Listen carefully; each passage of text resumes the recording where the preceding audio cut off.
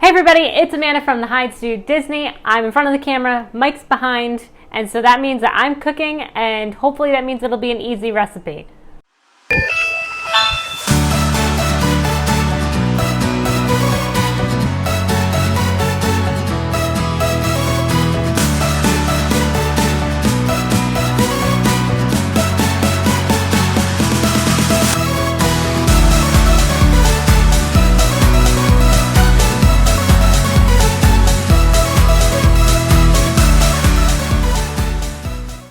So today we are cooking from the cookbook that Mike got me for my birthday, which is all recipes from the parks. And today we are making one of my newly kind-of-ish found favorite dessert, which is the warm chocolate pudding cake thing with the Irish cream custard on top. Holy cow, it is delicious. It is from EPCOT during the Food and Wine Festival. We found it last year in the Ireland booth, and I think we got it twice, maybe 3 times. I don't know. It was delicious.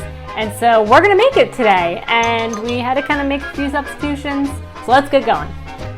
So we are going to whisk together the egg yolks, half of the sugar, and the cornstarch until they are nice and combined together. Also, thank you, Mike, for measuring these out ahead of time.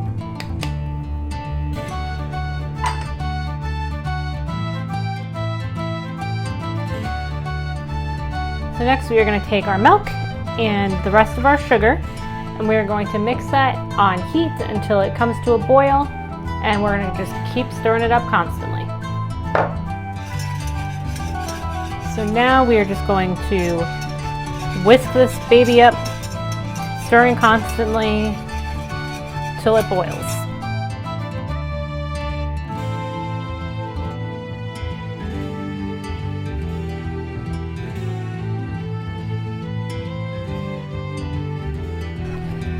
Next, we are just going to pour our milk into our egg mixture here, stirring it up as we go.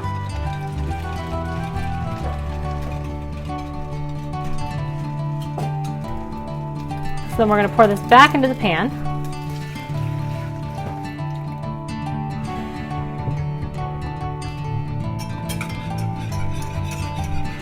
And get it nice and thick. All right, now that we're thick, 2 C's. We're going to pour our mixture back into our bowl.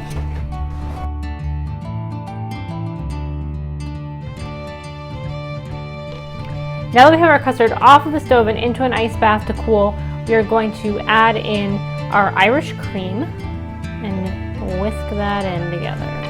Thank you, Mike, for your help. Always here to help.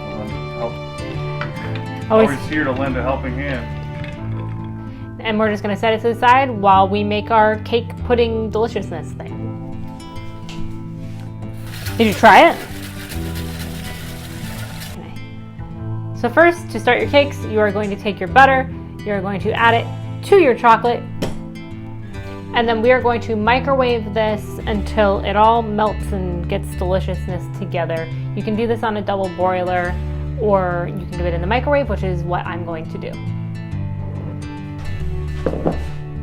So if you're using the microwave, just to give you a heads up, mine took about 1.5 minutes. I usually check it about every 30 seconds just to see where it's at. But once your butter is melted and you can kind of see the chocolate chips starting to melt together, that's when you know that it's good to come out, and you can just stir it up until you got a nice chocolatey sauce. The recipe says to let it cool for 10 minutes, but we're just going to let it cool while we finish the rest of the cake, and then we'll use it for what it's intended for. So your next step is going to be taking all of your eggs and your egg yolks and your sugar, and you're going to combine them and just whisk them for about 2 minutes. Sing a song while you're doing this. So now that you've mixed up your eggs and your sugar, you are going to add your chocolate into your eggs.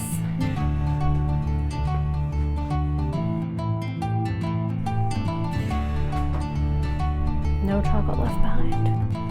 And then you're going to add your flour. It does say to sift it, so I'm just going to throw this into my sifter and sift over and kind of fold it in that way.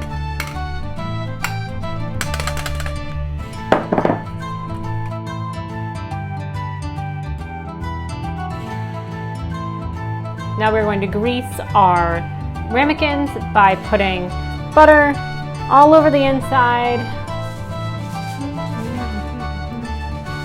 So we're actually going to take sugar rather than flour to coat the inside of our ramekins.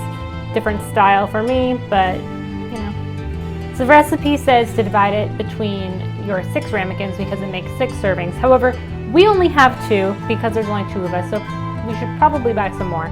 So we're just gonna fill them like half-ish way up. I make lava cakes and use these, so I'm hoping that that might work. So let's just see how it goes. I'm gonna start with half. So scratch what I said. I filled them to like the little lip here on the edge of the ramekin. I don't know if you can see it or not from this angle,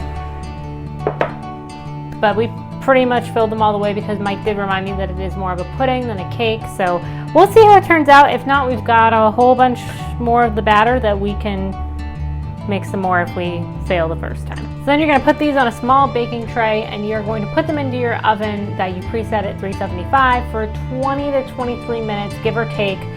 You just want to make sure that it is kind of like crusty on the top, but still is gooey in the middle because it is kind of a lava cakey kind of thing. So let's see how this goes. Okay, so now that they are out of the oven, you're going to just take a knife, just kind of run along the inside there, try not to break it up too much, and then you're going to flip them, which I have a little bit of experience of doing this, so I'm going to try and show it how I do it. You're going to just take the plate over it and put your fingers underneath and flip. There it is. Da-da. Da! And now number 2, just in case the other one didn't come out. That's good. Aw, man. So now that we have our cake and our custard, we're going to put them together.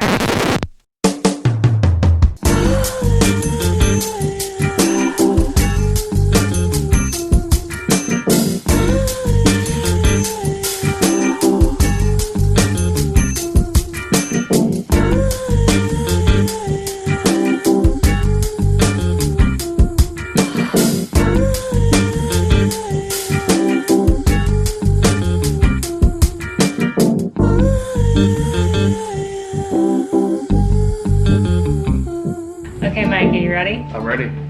Let's do this. Ready?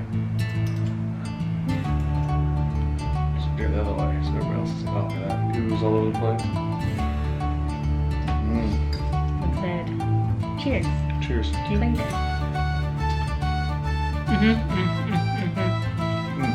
Wow. See, I don't remember this. Really? Not as much. I think you ate most of it. We got it twice. Or at least, and one time I knew I was by myself when I got it. Josiah was napping when I bought it. It's good. Delicious. Do you think it makes a difference with that cake versus the normal lava cake that I make?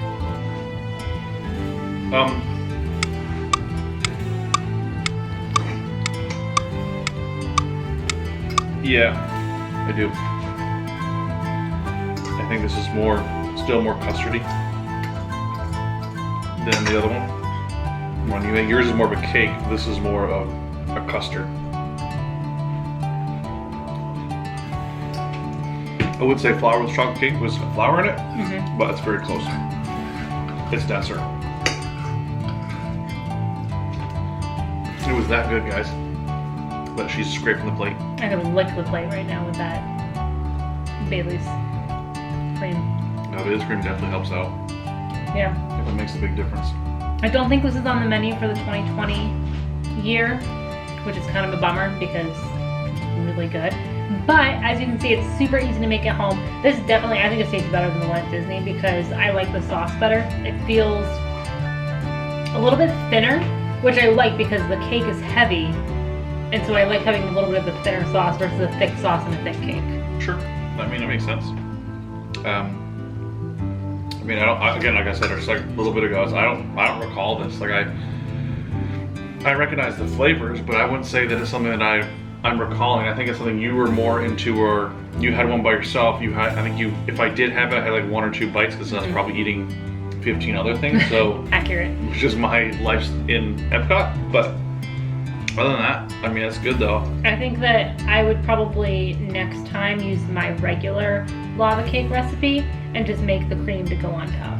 I mean, that'd be fine because because I'm familiar with the other recipe. Yeah, I mean that one's simple. It's more simple too. I would say it's more simple. It makes 2 servings versus 6. Your portion, your recipe has 2 portions. Yeah. Versus this having a 6, we have 10 left over. 1/4 portion. 1/4 portion.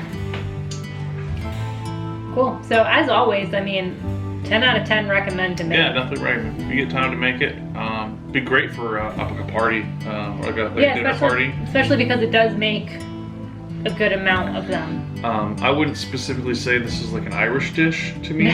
The only thing that makes it Irish is that it's got Baileys in it. Well, we put Baileys. They wanted Kerrygold, which is neither here. To me, it's neither here nor there. I don't think I've ever had the Kerrygold ones, but that's the only thing that makes it Irish. Just do know that because it does have that in it. Obviously, you have to be 21 to eat it because it is not cooked, so it definitely, like, the Baileys is in it. Yeah.